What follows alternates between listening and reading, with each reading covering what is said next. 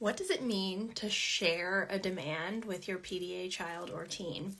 Or another way of saying this is scaffolding their interests or engagement. So to start off our coffee with Casey, which is going to be a little bit shorter than normal. Hi, everybody. I just want to tell a quick story to illustrate this with my son and his dog sitting business. So if you've seen my stories, you know that my son has started a business along the lines of his special interest, his enduring special interest, not his interests that rotate, which is dogs. That's always been the one thing that he's been interested in always. And so he started a business to care for dogs and take them to the park or walk them, get them exercise, also take them out to pee and poop, which he cannot do because of his sensory issues. So it may look like, oh, he's so independent, he's so autonomous, he's so responsible. And in many ways he is, but I want to clarify for everybody what this actually looks like in our home, which means it's very much a situation where like my husband and I are running a dog sitting business, and my son is involved. However, even though like my husband's the one who corresponds via text message with anyone who's interested in having their dog sit, we helped him write his flyers and laminate them. When the dogs are with us, often my husband has to take responsibility for, if the dog poops, if the dogs need to be leashed, if my son's getting overwhelmed. And we're totally fine with this. Why? Because it's a form of sharing the demand and scaffolding that does introduce ways for him to have a healthy self-concept and take on responsibility.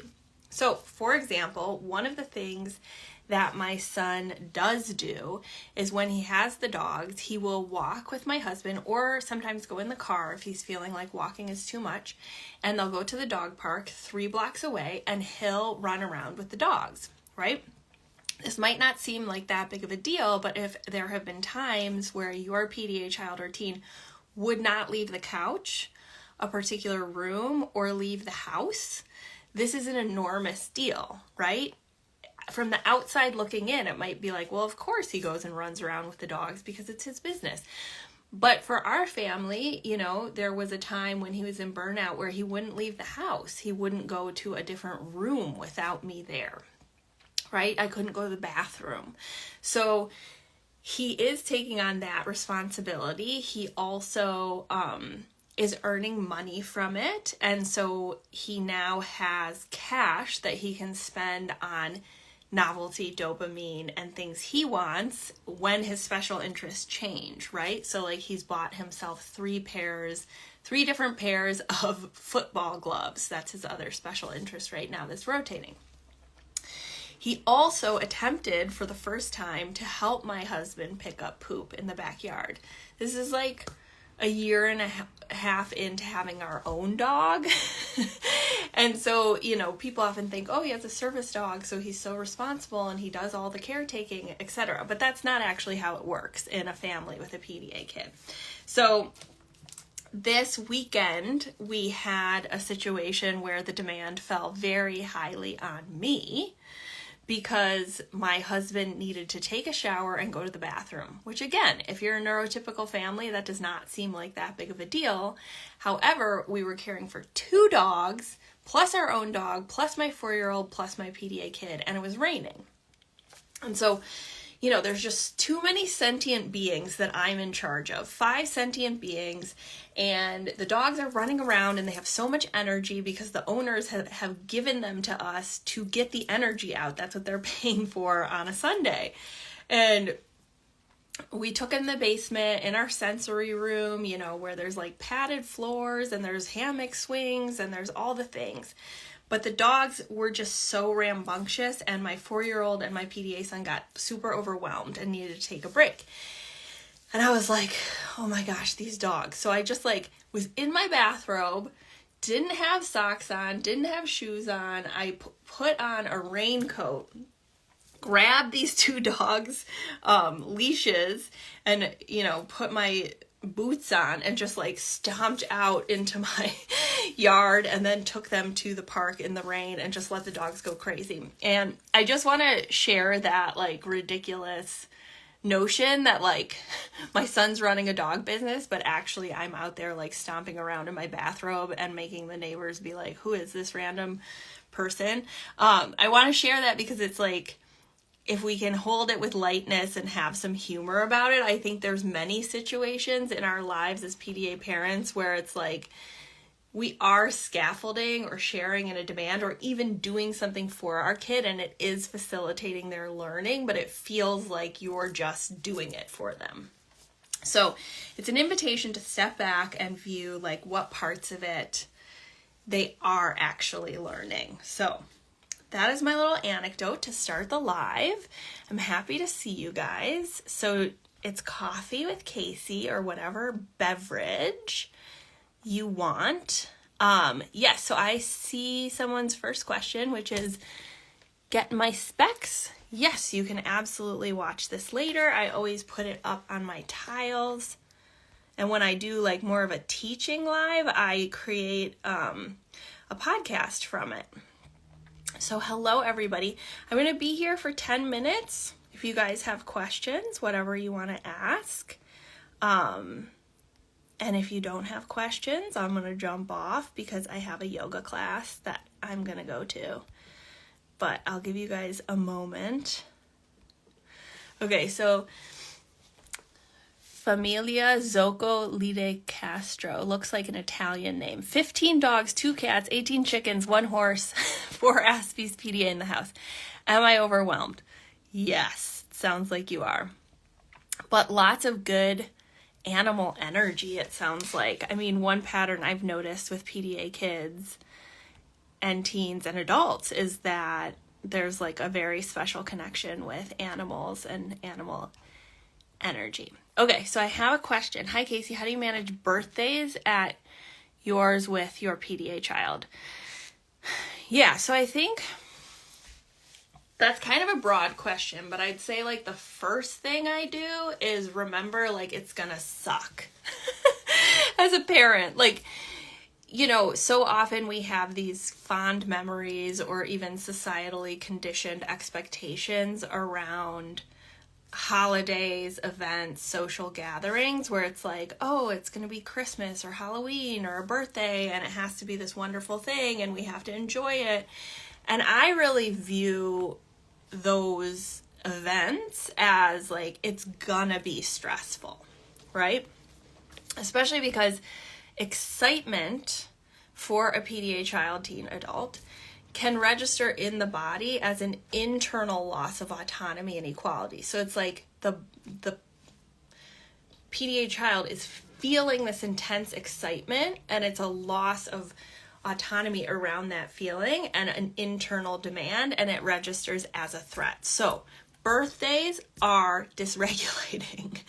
And so we really want to get into that mindset of like mitigating the amount of dysregulation and activation around it rather than like how can we fully stop it and make it like this perfect event, right? So that's the first thing I'd say is like awareness and wrapping your mind around what it actually is and what it's going to be. The second thing, you know, and this depends on where you are in your journey with your PDA kid, and it requires having a degree of communication, trust, and the ability to like talk about this stuff of like naming the threat response and what's happening in their body. But to the extent you can, collaborating on the design of the birthday itself. You know, a lot of people energy, even if they're kids that your PDA child likes, the complexity of all the different people energy, remember their like energetic radar, is also going to be dysregulating. So I'd say structuring it in a way that there can be outs, right? Like, for example, at my son's birthday, we did it at this place that was a gymnastics place, right? And I talked to the facilitators beforehand and I'm like, no competitive games, right? Because that's going to dysregulate. And if there are any competitive games, like please let him go first and don't do the timers so that like kids are winning and losing. There were different stations, so it's like not every person or kid is expected to do the same thing at the same time, which is inherently dysregulating for a PDA kid. We had the service dog and an iPad with us, so there could be an opting out of even the birthday boy if he needed it. It's also 3 blocks from our house, so he could, if he wanted to leave the birthday party, I was going to let him. He didn't. But like as soon as it ended, he just walked home by himself. And like we stayed behind to, talk to the parents and gather up all the things, etc. I think definitely reducing the demands of like, making sure that he says please, says thank you, or recognizing who gave him what gifts, your child's gifts, recognizing, that maybe it's not a good idea to open all the things in front of everybody, etc. So those are just a couple quick tips without a lot of context, but I think the main thing is getting into the right mindset of like, it's gonna be really challenging. Like I hate birthdays and I don't like holidays for this very reason. Yeah. Okay. Okay, suggestions for 12-year-old who is in burnout and does not want to leave her room or engage with anyone socially. She used to love being social. The more I push, the more she refuses.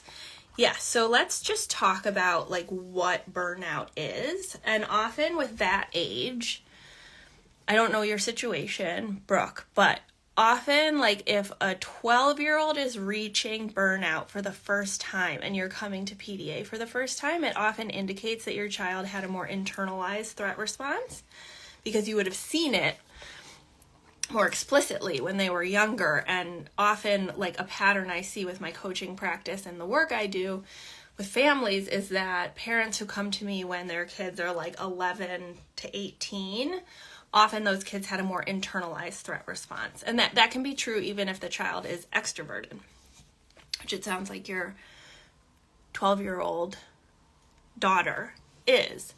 Okay, so what is burnout? Burnout is essentially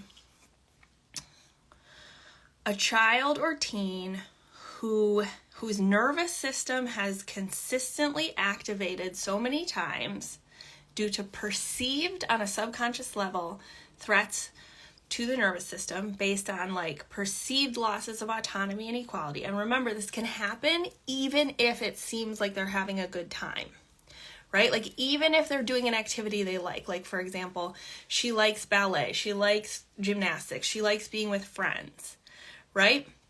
However, even if like her frontal lobe and her heart like those things, on a subconscious level, she's going to be perceiving losses of autonomy and equality without accommodations, right? Like, like with my son with football, he loves it, but he has to go, he experiences his team losing, he experiences other kids doing better than him, he experiences having to do particular things at a certain time. That's all subconsciously registering in the nervous system as like, there's a lion in front of me, right?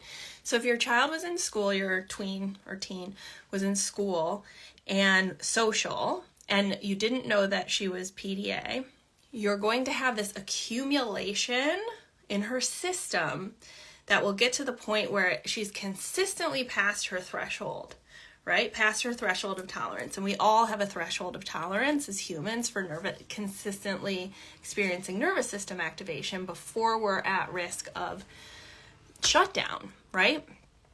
Or complex trauma.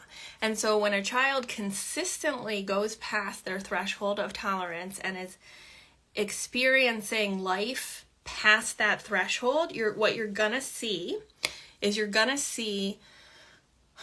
even small stimuli, like you being like, hey, want to come out of your room? Immediate fight, flight, freeze response, right? Because the child is already past her threshold of tolerance.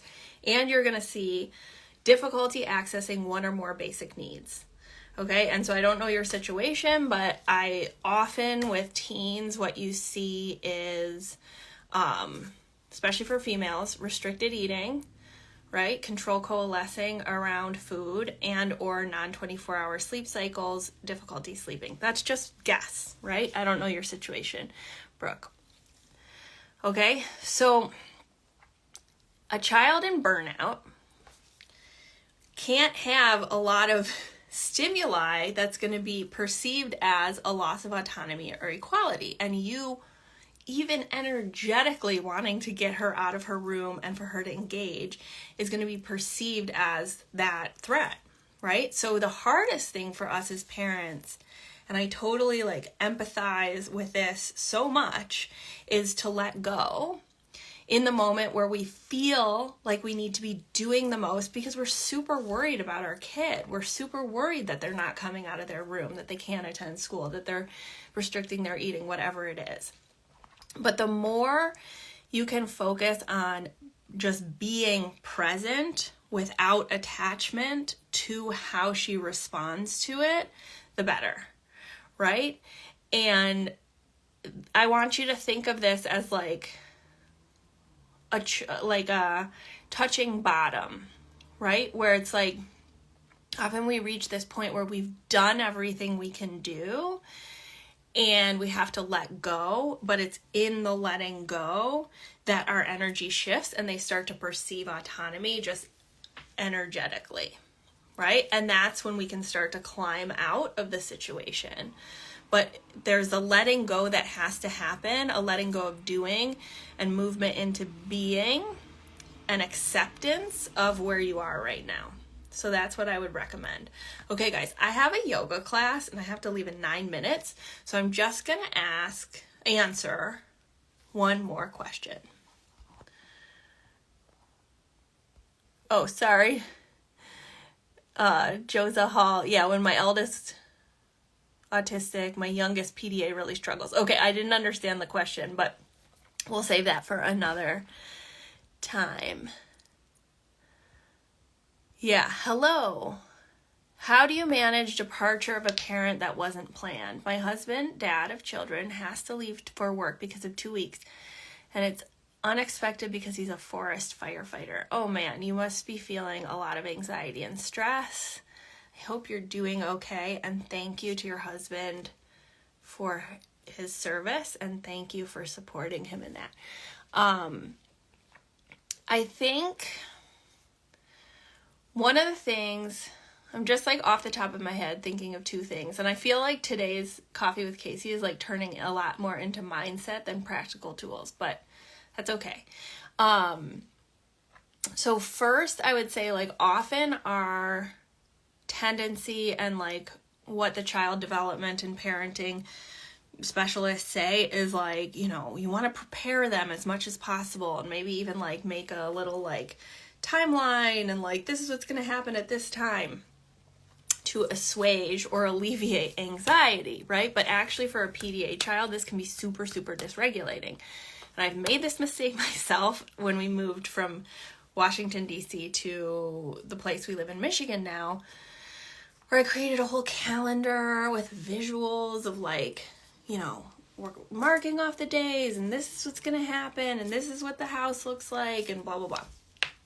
And it's the anticipation and the knowing it's going to happen can actually lead up to a lot more dysregulation. So counter to that, I might encourage you to not do a lot of prep and talk about it. Your child may energetically perceive that something is shifting, and if they ask you, absolutely, matter-of-factly, just say Daddy needs to travel and Mommy's going to be here with you, right? It's going to be okay.